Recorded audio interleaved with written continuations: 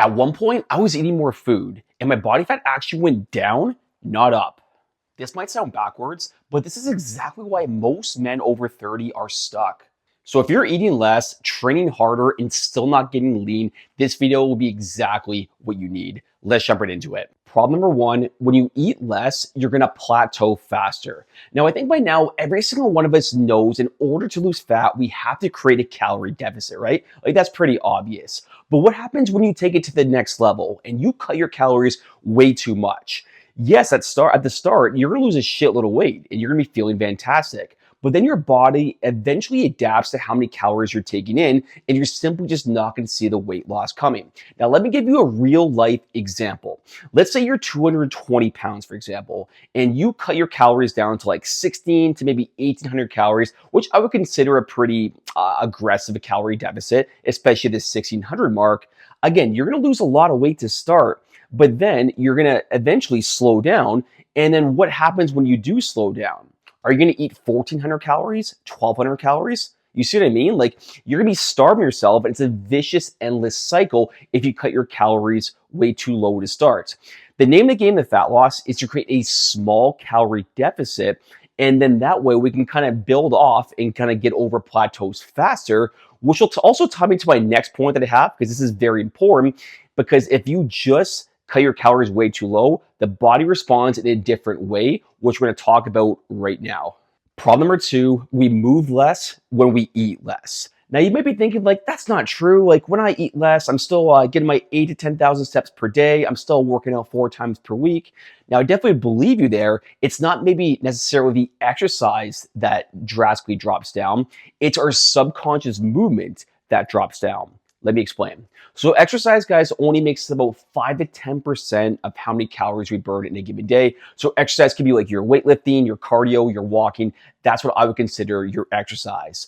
But the big number that changes is something called NEAT, and that stands for non-exercise activity thermogenesis. So kind of think of like your fidgeting, your subconscious movements where, you're not really thinking about just kind of doing that movement, but you just kind of naturally do it.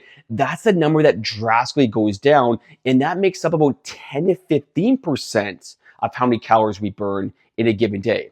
Because calories, guys, is basically a unit of energy, right? To really simplify it, the more calories we take in, the more energy we have. The less calories we take in, the less energy we're going to have. And the body always responds to how many calories or how little calories we're taking in. So for me, like this is why I actually lost more weight at one point when I was taking more calories in, because I was just moving a lot more and my NEAT levels, non-exercise activity thermogenesis, was just a lot higher.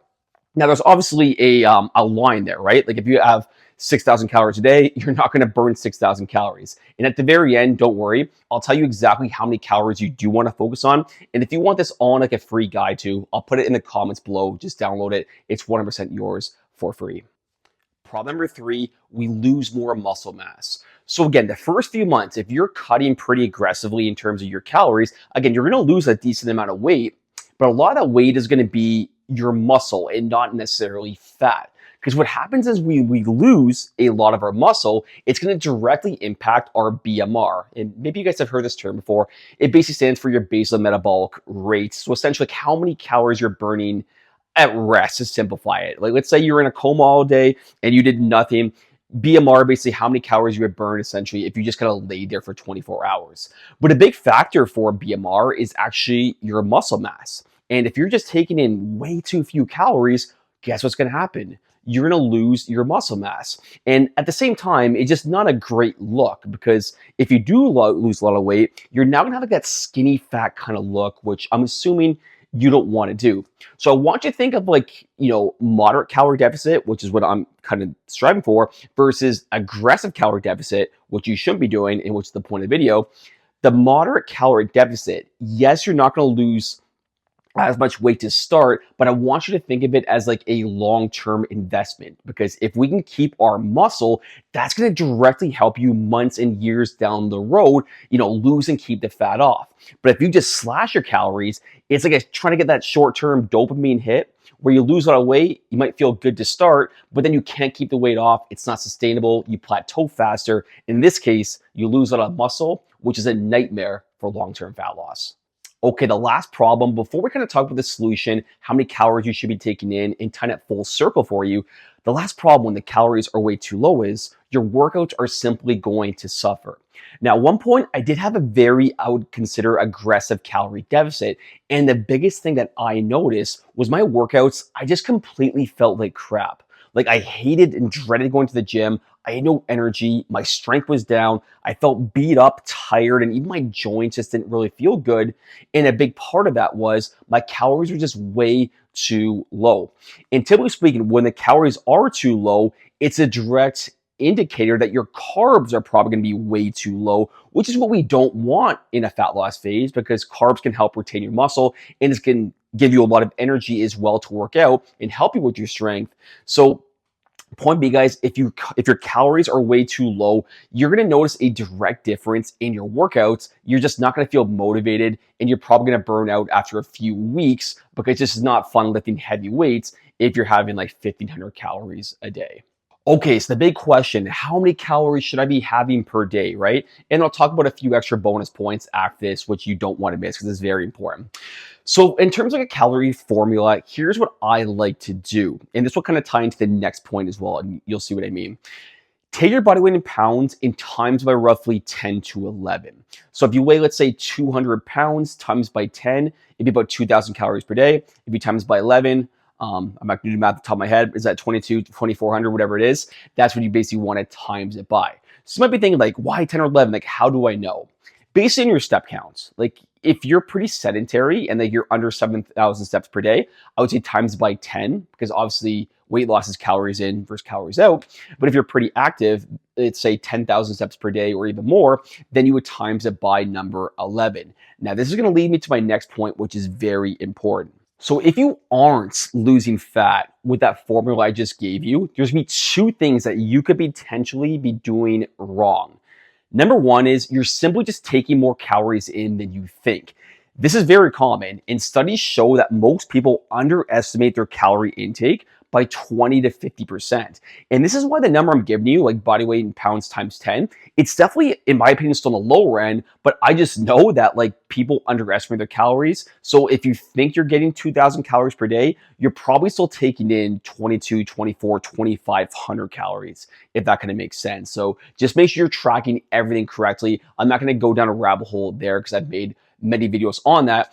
But the second thing that you could potentially be underestimating as well is just your overall movements. Again, so if you're not going to factor in your step count into this equation, you're just missing half the boats. And if you're eating, let's say, body weight in pounds times 11, but you're only at like 7,000 steps per day and you're not losing fat, well, there's your answer. You probably got to increase your step count a bit more, or you just got to decrease your calories. Now, I got one more point in time, this full circle to wrap it up for you, and this is also a game changer. Okay, so this is gonna make you plateau far less frequently, and here's what you're gonna do. So let's say you took your body weight in pounds, so 200 times 11, and that is, again, I'm not gonna do math off the top of my head, I'm not a math major. Let's say, is it 2,200? Let's say it's 2,200. So let's say you're doing that for the first like 8 weeks. It's going pretty well. You've dropped maybe like 8, 10 pounds of fat. You're feeling pretty good. But then all of a sudden, it just kind of stops. So the cool part about that is like you can lower it a couple hundred calories and eat 2,000 calories per day.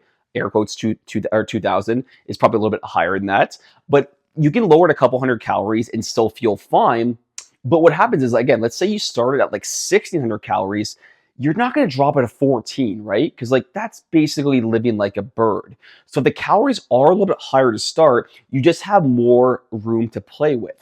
Think of it as like Who Wants to Be a Millionaire and you have a lifeline, right? So you know that show, like if you burned up all your lifelines the first like couple questions, you're screwed basically later on the show, right? But if you keep your lifelines and you have it down the road, that can help you get over a hurdle. It's the same thing when it comes to calories. If we can keep it as high as we can and still lose fat, then we eventually plateau because that's going to be inevitable.